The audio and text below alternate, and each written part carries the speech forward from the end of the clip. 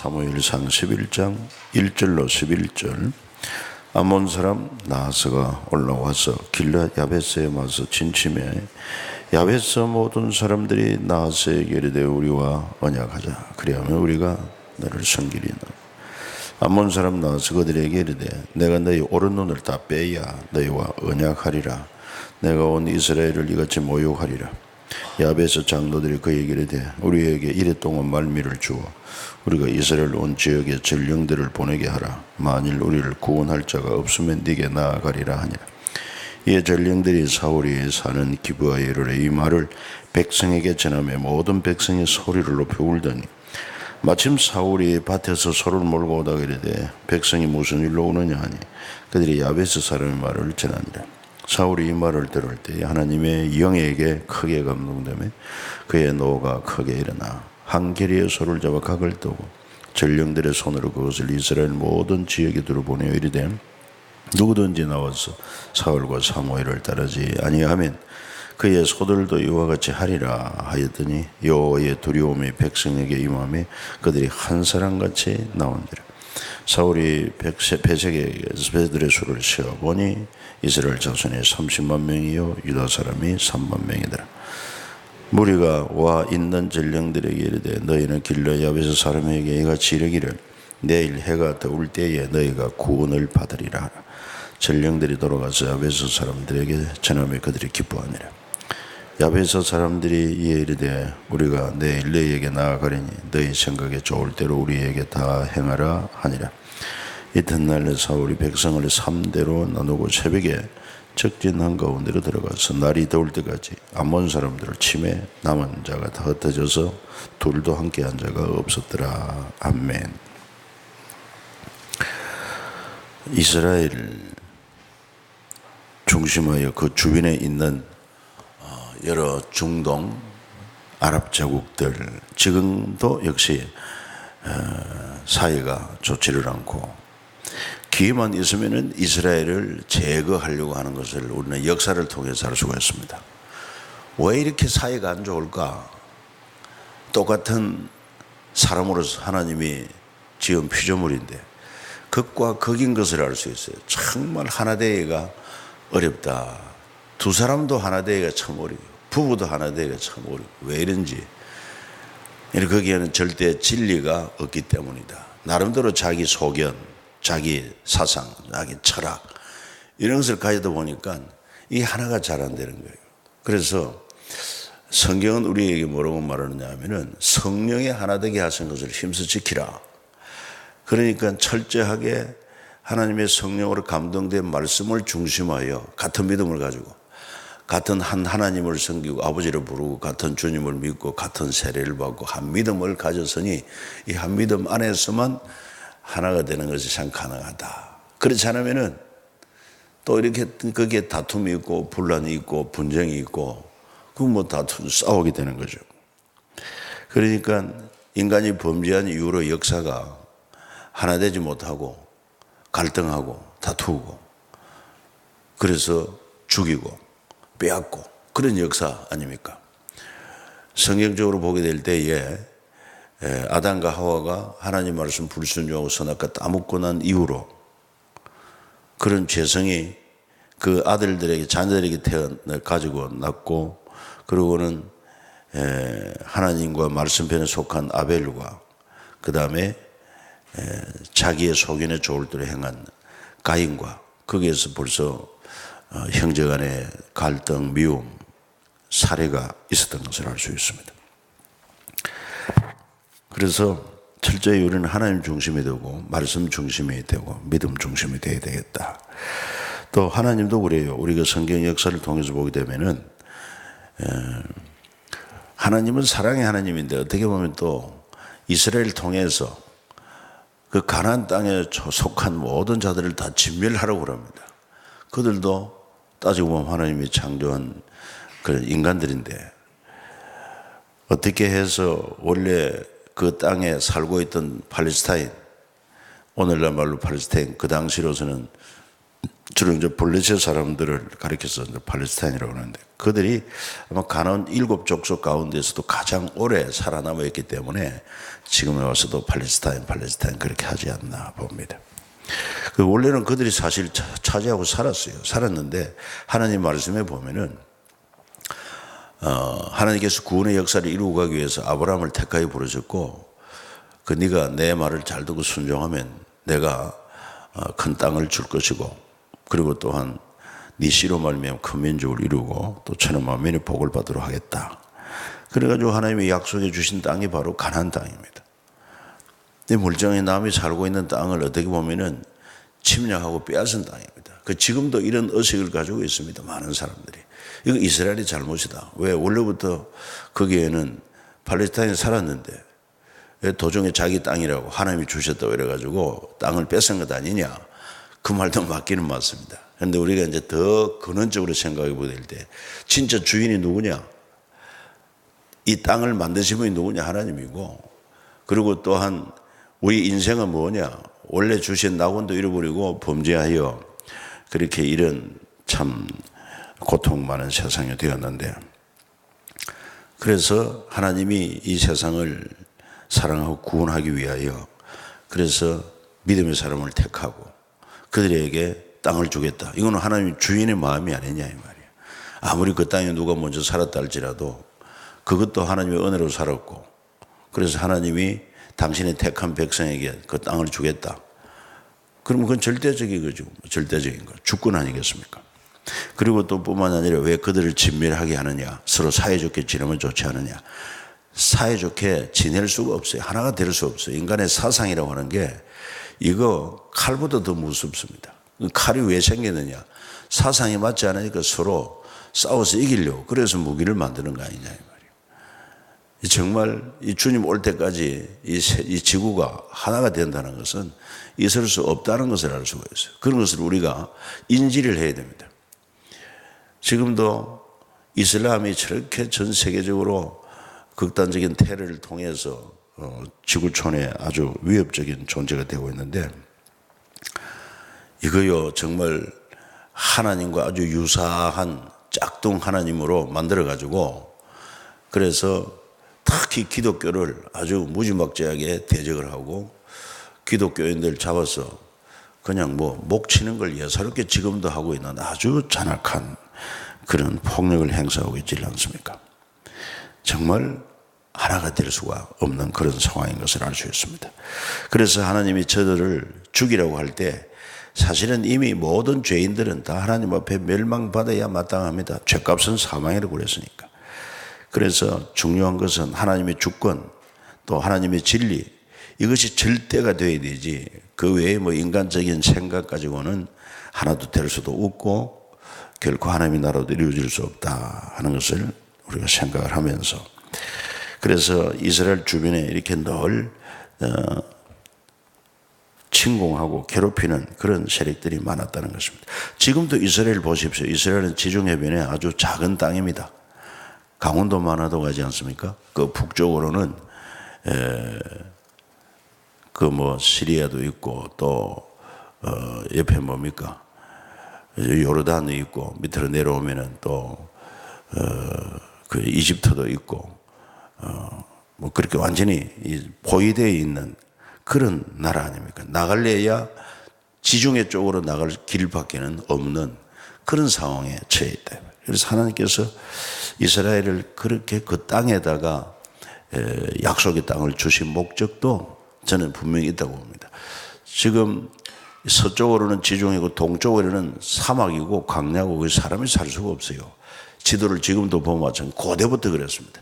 그러니까 항상 북쪽에서 남방을 이집트를 침공하려고 하면 항상 길목이 바로 이스라엘 땅이었습니다. 그리고 또 이집트가 강해가지고 북진하려고 하면 꼭 밟고 지나가야 하는 땅이 이 이스라엘이라. 왜 하나님께서 그런 땅을 주시고 적과 꿀이 흐르는 땅이라고 하셨나? 그러기도 땅도 넓은 땅도 하는데, 그건 바로 우리의 힘으로 살아갈 수 있는 것이 아니라 하나님을 의지할 때, 하나님 말씀에 순종할 때 하나님이 역사하심으로 어떤 강대국보다 더 강한 그런 나라로, 제사장 나라로 세우겠다 하는 것이 하나님의 섭리였던 것을 알 수가 있습니다. 그래서 이제 이 이스라엘이 그 땅을 차지했지만은 암몬 왕 나하스가 또 길랏 야베스를 침략해 왔습니다. 그리고 나하스에게 그 야베스 사람들이 우리와 언약하자. 그럼 우리가 당신들을 섬기겠다. 그럼에도 불구하고 암몬 사람 나하스는 내가 너희 오른 눈을 다 빼야 너희와 언약하라. 완전히 모욕하고 있습니다. 그러니까 그 야베스의 장로들이 일주일간 말미를 요청을 하고는 그래서 이스라엘 각 지파의 전령을 보냅니다. 지금 암몬 나하스가 우리를 이렇게 모욕하고 있으니 우리를 도우라. 그래서 그때 5절에 보면 사울이 밭에서 소를 몰고 오다가 그래서 백성들이 우는 것을 보고는 그 사연을 알고 보니 바로 암몬 사람 나하스의 그런 위협이 있었다는 것을 알게 됩니다. 그리고 6절에 보면 사울이 이 말을 들을 때 하나님의 영에게 크게 감동되며 그의 노가 크게 일어났다. 그래서 자기가 지금 밭을 걸고 얻은 소를 잡아서 각을 뜨고 전령들에게 그걸 이스라엘 모든 지역에 두루 보내가지고 누구든지 나와서 사울과 사무엘을 따르지 아니하면 그의 소들도 이와 같이 하리라. 그랬더니 여호와의 두려움이 온 백성에 임하고 그들이 한 사람같이 나온지라 그랬습니다. 그래가지고 모인 백성의 수를 세어보니까 이 암몬과 싸우겠다고 나온 백성이 30만 명, 그리고 유다 백성이 3만 명, 33만 명이 모였습니다. 우리나라도 지금 북한의 위협을 받고 있는데 우리나라 국민들이 전쟁이 나면 싸우겠다는 사람들이 생각보다 참 많습니다. 총을 들고 싸우겠다. 한 75% 정도가 총 들고 싸우겠다는 건 내가 본 것 같습니다만. 그러니까 지금 이제 이스라엘 공동체가 이런 위협에 처하게 되었으니까 싸우겠다고 일어난 이런 군사가 33만 명이었다. 그래가지고 그 군사를 조직하고 3대로 나눠가지고 새벽에 기습 공격을 해가지고 이 암몬족을 완전히 물리치고 승리하게 됩니다.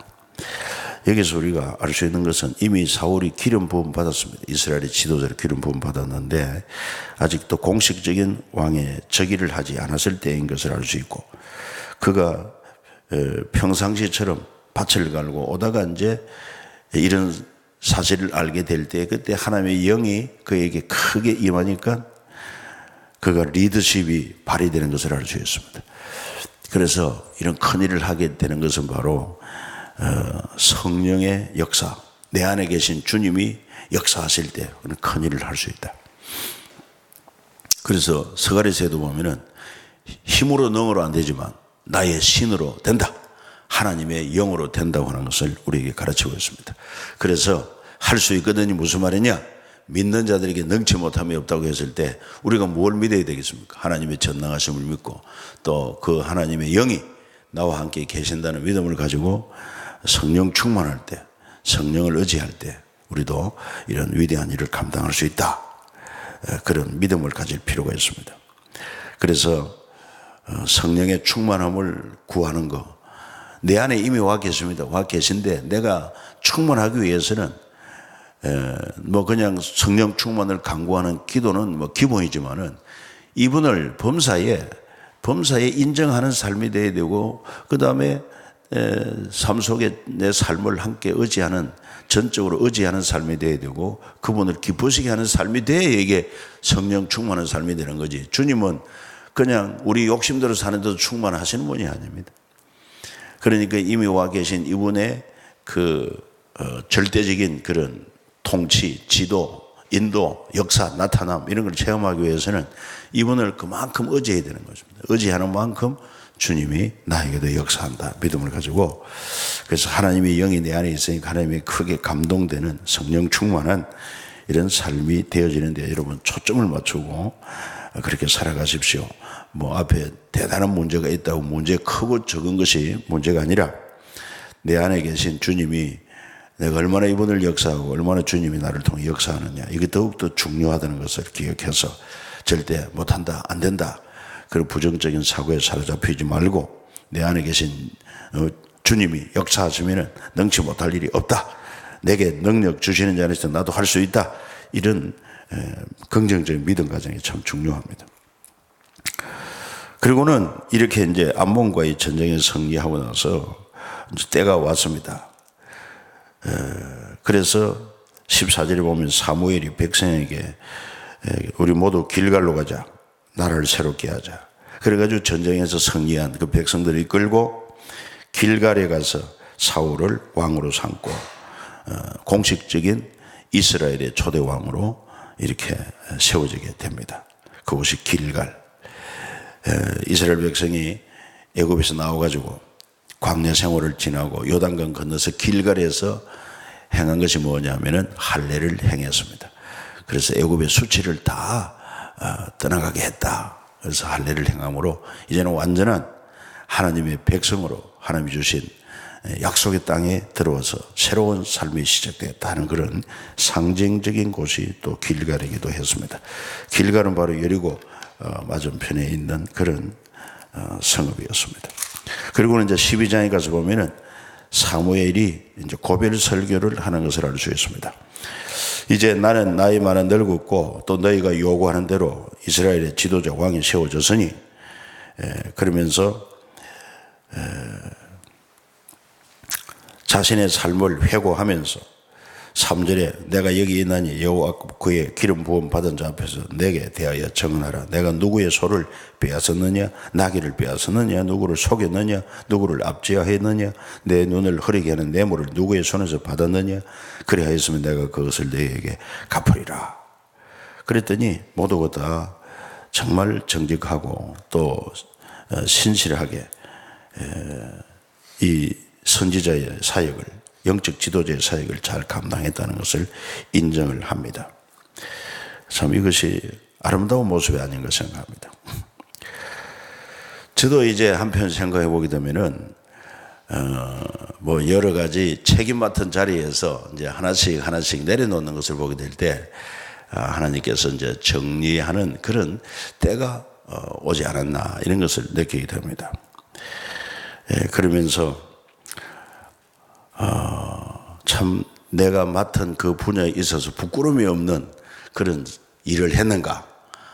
이제 뭐 여러 가지 이제 단체 일을 맡아가지고 이제 다 마무리하고 정리하고 할 때 정말 정직하고 또 성실하고 진실된 이런 삶의 흔적이 있어야 한다 하는 것을 알 수 있습니다. 특히 이제 무엇보다도 목회, 이 수원 3.1교회 목회한 지가 35년인데 이 35년 동안 내 발자취를 한번 이렇게 더듬어 보면서 하나님 앞에서 우리 성도들 앞에서 또 가족들 앞에서 이렇게 참 신실한 사람이었다. 정직한 목회를 했다. 이렇게 인정받는 그런 것이 되어야 되지 않겠나 하는 것을 우리 여기서 본을 받을 수 있습니다. 그런데 문제는 사무엘의 두 아들이 그렇지 못해가지고 결국은 이스라엘이 왕을 세우라 이렇게 요구하게 된 것은 안타까운 일이죠. 그리고 이제 사무엘이 그 백성들에게 무슨 내용을 이야기하느냐면 다시 한번 지난 역사를 언급합니다.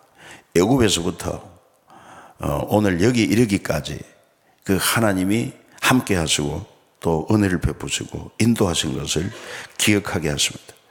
그럼에도 불구하고 너희들이 12절에 나오면 너희가 암몬 자손의 왕 나하스가 너희를 치러옴을 보고 너희의 하나님 여호와께서 너희 왕이 되심에도 불구하고 너희가 내게 이르기를 아니라 우리를 다스릴 왕이 있어야겠다 하였도다. 이제 너희가 구한 왕, 너희가 택한 왕을 보라. 여호와께서 너희 위에 왕을 세워주셨다. 그러면서 중요한 사항을 14절부터 여러분 한번 16절까지 읽어주세요. 시작. 너희가 만일 여호와를 경외하여 그를 섬기며 그의 목소리를 듣고 여호와의 명령을 거역하지 아니하며 또 너희와 너희를 다스리는 왕이 너희 하나님 여호와를 따르면 좋겠지만은 너희가 만일 여호와의 목소리를 듣지 아니하고 여호와의 명령을 거역하면 여호와의 손이 너희의 조상들을 치신 것 같이 너희를 치실 것이라. 너희는 이제 가만히 서서 여호와께서 너희 목전에 행하시는 이 큰 일을 보라. 그래가지고 하나님이 그 저들이 악을 향한 일에 대하여 하나님의 왕되심을 버리고 사람 왕을 세운 것에 대해서 하나님이 노하셨다는 표현으로, 그때는 우레와 큰 비를 내릴 때가 아닙니다. 왜냐하면 밀 추수할 때 되기 때문에. 그럼에도 불구하고 큰 우레 소리와 더불어 비를 쏟아지게 하니까 저들이 두려워 떱니다. 그러면서 19절에 모든 백성이 사무엘이 이르되 당신의 종들을 위해서 당신의 하나님 여호와께 기도하여 우리가 죽지 않게 하소서. 우리가 우리의 모든 죄의 왕을 구하는 악을 더하였나이다. 그래서 사무엘이 20절에 보면은 권고합니다. 두려워하지 말라. 너희가 과연 이 모든 악을 향하였지만 여호와를 따르는 데에서 돌아서지 말고 오직 너희 마음을 다하여 여호와를 섬기라. 돌아서서 유익하기도 못하며 구원하지도 못하는 헛된 것을 따르지 말라. 그들은 헛되니라. 그렇게 함으로 오직 마음을 다해서 다시 하나님을 섬기라는 것입니다. 여러분, 전심으로 하나님을 참 인정하고 의지하고 순종하는 삶, 이게 없이는 안 됩니다. 이 마음이 없이는 참된 신앙생활을 할 수가 없잖아요. 그래서 여러분들이 우리가 이 참 신앙생활이라고 하는 것은 우리 안에 와 계신 주님 진리가 증거하는 데 분명 와 계시는데, 이걸 참 늘 깨어서 범사의 이분을 인정한다, 그분에게 전심으로 의지한다, 그리고 전력 순종하는 삶. 그 말은 간단하지만은 그게 내 삶 속에서 그렇게 실현된다고 하는 것은 하루아침에 되는 건 아닙니다. 늘 끊임없이 이런 의식을 가지고 또 잘못된 것, 실수한 것, 실패한 것 또 회개하면서 계속적으로 반복이 돼야 돼요. 주님 나라 갈 때까지 힘써야 될 일입니다. 마음을 다해야 됩니다. 그저 마음을 여기에 집중하지 않으면은 그만 눈에 보이고 들리는 소리, 뭐 감각되는 게 전부 다 세상 현실이고 육신의 것이고 하다 보니까 그만 또 잊어버리고 주님을 잃어버리게 되고 만단 말이에요. 그래서 너희 마음을 다하여 여호와를 섬기라. 잘 기억해야 되겠습니다. 그러면서 사무엘은 뭘 이야기를 하느냐. 22절 나는 너희를 위하여 기도하기를 싫은 죄를 유 앞에 결단코 범하지 아니하고 선하고 이로운 길을 너희에게 가르칠 것인저. 그래서 너희도 마음을 다하여 진실이 하나님을 섬기라. 이렇게 말씀하고 있습니다. 기도합니다. 은혜로우신 우리 주님 사랑합니다. 찬양합니다. 또 오늘 이 새벽에도 우리를 일깨워 주님 전에 나오게 도와주시옵고 주님 앞에 첫 시간을 구별하여 찬양하며 하나님의 귀한 말씀으로 또 영의 양식을 삼고 또 성경 일독에 도전하며 말씀 속에 우리에게 주시는 귀한 교훈을 또 마음에 새기면서 이 시대도 함께 계신 주님 모시고 전심으로 주님을 의지한 믿음으로 살아갈 수 있기를 소원하오니 주여 우리를 긍휼히 여기시고 역사하여 주시고 우리를 통해서 하나님의 영광이 나타나도록 은혜를 베풀어 주시옵소서. 참으로 이 시대 이 지구촌 사람들이 하나 되기 어렵습니다. 특별히 가장 바른 길은 참 창조주가 되시고 또 진리가 되시고 또 영생이 되시는 우리 주님과 말씀 중심으로 이것이 가장 바른 길이라고 하는 확신을 가지고 하나님 우리가 이런 믿음으로 나아갈 수 있게 도와주시며 내 힘으로 사는 것이 아니라 오늘도 나와 함께 계신 주님을 의지하고 주님의 도우심으로 사는 줄 믿사오니 주여 꼭 우리 성도들과 함께 동행하여 주시옵고 또 주님이 나타나 주시옵고 역사해 주심으로 주님 안에서 할 수 있는 믿음의 사람들이 되게 도와 주시옵소서. 우리 삼위일교회를 향하신 하나님의 큰 뜻이 있습니다. 다음 세대 하나님 건강하게 세우기 위하여 비전 2020 또 비전을 우리에게 주셔서오니 이를 위하여 하나님 저희들이 5.28 복음 축제를 또 진행 중에 있고 또 4월 6일부터 8일까지 이 다음 세대 사역에 전념하고 있는 귀한 이병렬 목사님 모시고 또 부흥 집회를 하게 됩니다. 이 모든 일에 하나님이 역사하시고 우리 온 성도들의 마음이 하나가 되고 한 몸처럼 주님 앞에 나와 동참하는 은혜를 허락하여 주옵소서. 오늘도 기도하는 사랑하는 종들의 기도에 하나님 귀를 기울여 들으시고 좋은 것으로 응답해 주시기 원하오며 예물드린 손길에도 하나님 은혜와 복이 임하게 하옵소서. 주 예수님의 거룩한 이름으로 기도 올리옵나이다. 아멘. 하늘에 계신 우리 아버지여 이름이 거룩히 여김을 받으시오며 나라의 임하옵시며 뜻이 하늘에서 이룬 것 같이 땅에서도 이루어지이다. 오늘날 우리에게 일용할 양식을 주옵시고 우리가 우리에게 죄 지은 자를 사하여 준 것 같이 우리 죄를 사하여 주옵시고 우리를 시험에 들게 하지 마옵시고 다만 악에서 구하옵소서. 대개 나라와 권세와 영광이 아버지께 영원히 이사옵나이다. 아멘. 아멘. 자유롭게 기도하고 돌아가겠습니다. 특히 부흥회를 위해서 기도를 많이 좀 부탁하고 나라 민족을 위해서 기도, 선교사들 여러분 자신의 기도 자유롭게 기도하고 돌아가도록 합니다. 하나님 아버지 감사합니다.